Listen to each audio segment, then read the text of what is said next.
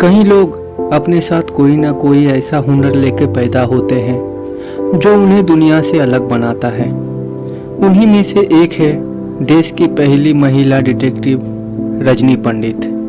वही रजनी पंडित जिसे भारत की लेडी जेम्स बॉन्ड भी कहा जाता है। बात काफ़ी साल पहले की है। उस समय रजनी जी की उम्र करीब 22 साल की रही होगी। कॉलेज में पढ़ाई कर रहे थे। हमेशा से उनके मन में था कि वो अपने पैरों पर खड़ी हो और किसी के ऊपर आश्रित ना रहे।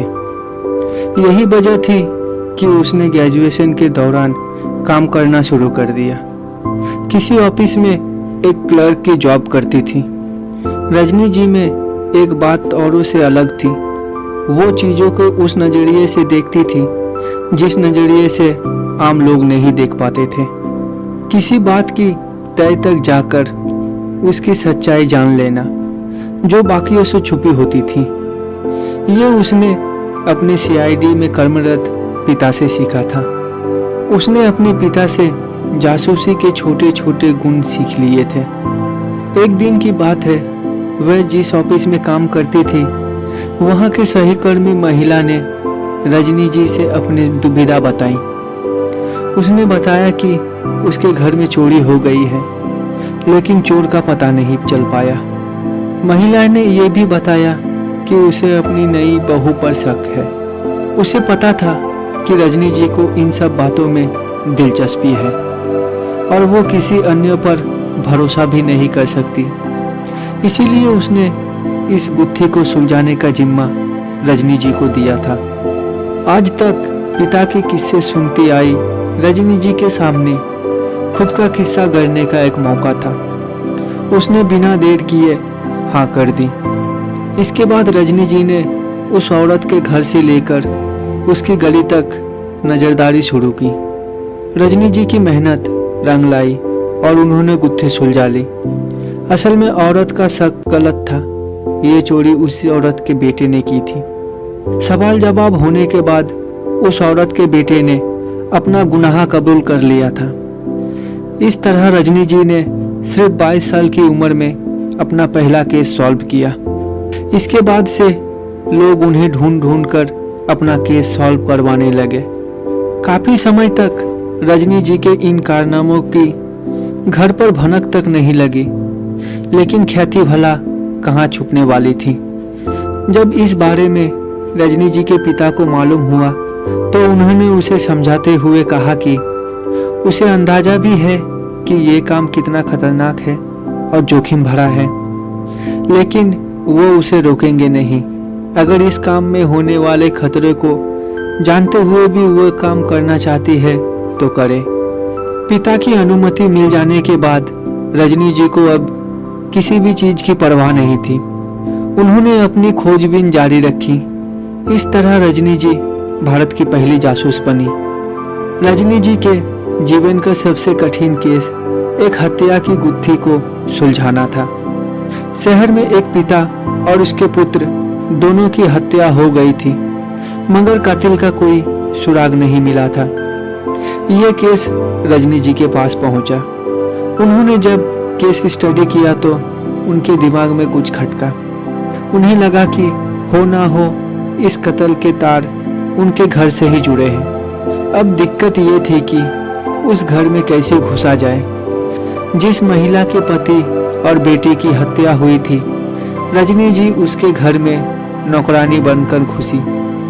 वो महिला जब बीमार पड़ी तो रजनी जी ने उसकी खूब सेवा की और उसका विश्वास जीत लिया। धीरे धीरे रजनी जी उस महिला से नज़दीकियाँ बढ़ाने में कामयाब हो रही थी, लेकिन उसी समय कुछ ऐसा हुआ जिससे वो शक के घेरे में आ गई। असल में एक दिन रजनी जी महिला के पास थी। कमरे में एकदम सन्नाटा पसरा हुआ था। इसी बीच रिकॉर्डर का क्लिक बटन आवाज कर गया। किसी तरह रजनी जी ने खुद को बचा तो लिया, मगर शक के घेरे में जरूर आ गए। अब उस महिला ने रजनी जी का बाहर निकलना तक बंद कर दिया था। रजनी जी को उस महिला के घर में काम करते हुए 6 महीने बीत चुके थे, मगर अभी तक ऐसा कोई सबूत हाथ नहीं लगा था जो उस महिला को कातिल साबित कर सके। इसी दौरान एक दिन एक शख्स उस महिला से मिलने आया। उनकी बातें रजनी जी छुप के सुना और जान गए कि पिता और पुत्र की हत्या उस व्यक्ति ने ही की है। लेकिन अब दिक्कत थी कि वो घर से बाहर कैसे जाए, क्योंकि महिला ने उसे बाहर जाने से मना किया था। तभी रजनी जी के जासूसी दिमाग में एक उपाय आया। उन्होंने किचन से चाकू लिया और अपना पैर काट लिया। वो मालकिन के पास यह बहाना लेकर गई कि उसका पैर कट गया है, उसे इसकी पट्टी करवाने के लिए डॉक्टर के पास जाना होगा। रजनी जी के पैरों से बहता खून देख शायद उस महिला को कुछ और सोचने का समय नहीं मिला और इसीलिए उन्होंने मंजूरी दे दी। रजनी जी घर से निकलते ही पहले एसटीडी बूथ गई और वहां से क्लाइंट को फ़ोन करके बताया कि जल्दी से पुलिस को लेकर वह महिला के घर पहुंचे, कातिल मिल गया है। कुछ ही देर में पुलिस वहां पहुंची और उन दोनों को गिरफ्तार कर लिया गया।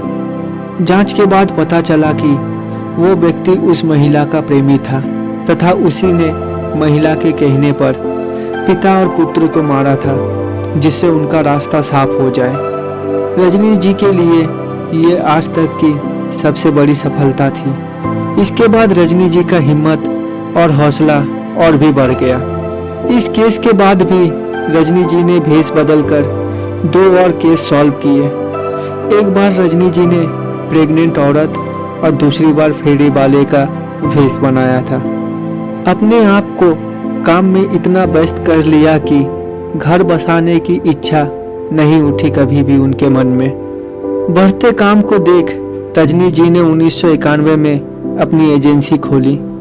कहा जाता है कि रजनी जी ने अभी तक छोटे बड़े सब मिलाकर कुल 80,000 से ज़्यादा केस सॉल्व किए हैं। फैसिस बिहाइंड फैसिस और मायाजाल नाम से उन्होंने 2 किताबें भी लिखी है। दूरदर्शन द्वारा हिरकनी अवार्ड के साथ और कई अवार्ड प्राप्त कर चुकी है। एक बार उन्हें पुलिस द्वारा इस आरोप में गिरफ्तार किया गया था कि उन्होंने एक केस के दौरान अपने क्लाइंट के लिए गलत तरीके से कॉल डिटेल्स निकलवाई थी। इस पर रजनी जी ने कहा था कि ये उनके काम का हिस्सा है। कई लोग खूब पढ़ने के बाद कामयाबी पाते हैं, कईयों की कामयाबी अनुभव के अनुसार मिलती है, लेकिन कुछ लोग ऐसे होते हैं जिन्हें कामयाब होने का रास्ता खुद नियति ने ही तय कर भेजा होता है ना।